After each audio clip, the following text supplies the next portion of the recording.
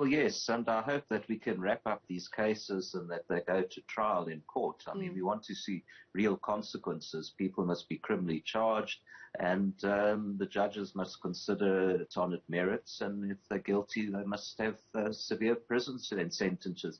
I don't think anything can be worse that at the start of a terrible epidemic, when money is made available to save lives, certain people only saw it for themselves and stole money.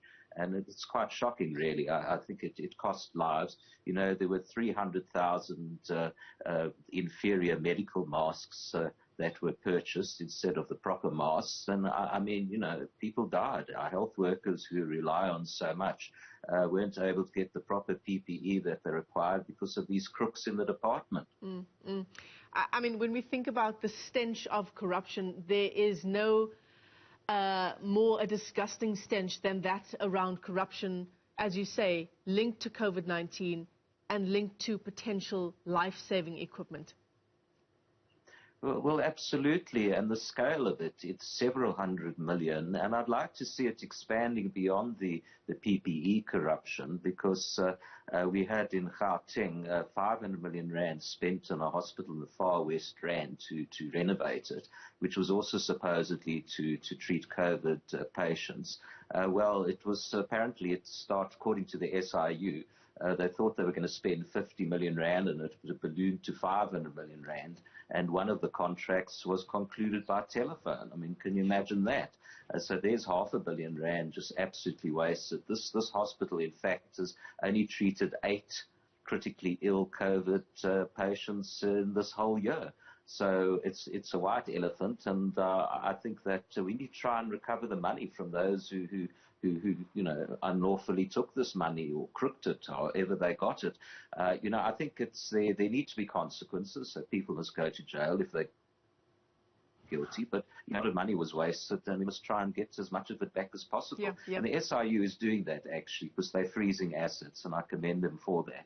Yeah, apparently 2 billion rand so far recovered in cash and assets, and that's just, yes, this year, I understand, but the outstanding amount is billions more. Well, yes, and unfortunately, you know, you must try and catch it before these crooks spend it. But, you know, the asset freezing does its job. Of course, some of it's being challenged in court. You know, my real worry is that I don't know if we have the court capacity to process all these crimes. This is just one of very many crimes. You know, the Gauteng Health Department has a scandal dating back about 12 years.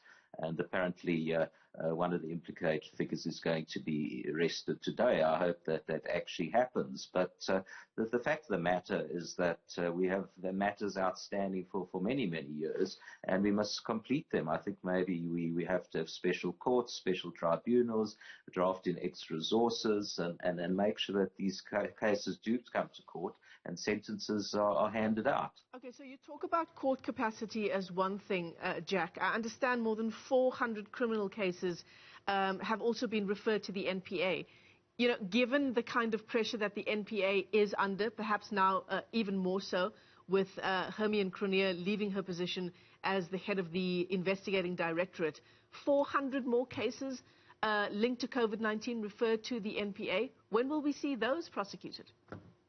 Well, that's precisely the issue. I think we need to draft in extra resources. Remember, we've got all the corruption in Eskom, in Transnet, in Prasa, anywhere you want to name. There's massive corruption. So I think we need to properly resource the prosecuting agencies, the investigating agencies, and I think there needs to be political will. I mean, we've got too many cases that drag on forever because it appears some people are getting political protection. Now that must stop. So I think we must speed up these cases. There must be consequences. And going ahead, I think we must stick to the rules, and there must be no more corruption. We just can't afford it. And in the health sphere, it costs lives. And that's what I think happened with the PPE corruption, unfortunately. So the SIU today will be presenting sort of an update on how far it is in terms of its own investigations into PPE when it appears before Parliament. But the truth of it is, Jack, is that these kinds of investigations and, depending on the sector that you're in, when it comes to financial crimes, other kinds of corruption, you mentioned PRASA, Transnet, Eskom, they are complicated, aren't they? And they do take a lot of manpower. Well, that is precisely the problem. So I think we need to draft appropriately skilled people. And, frankly, I think sometimes they need to simplify this. Maybe just take the most serious, easy to prove ones first. And then at least you get some convictions, because if we get too mired in complexity, nothing might happen. So, I think they need to prioritize. That's a very important thing they must do. They must have the appropriate resources. And as I said, special courts must be set up, and we must get through these cases because the backlogs are immense. Unfortunately, as much as we try and do past cases, we get new cases of corruption. And I think that needs to stop as well. Yeah. Is there anything in particular you'll be looking out for when the SIU appears before SCOPA today?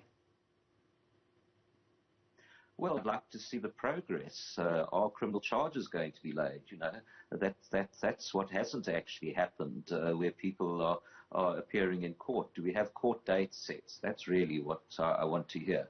Do we have hard concrete measures for people with proper charges laid and court dates set and get results?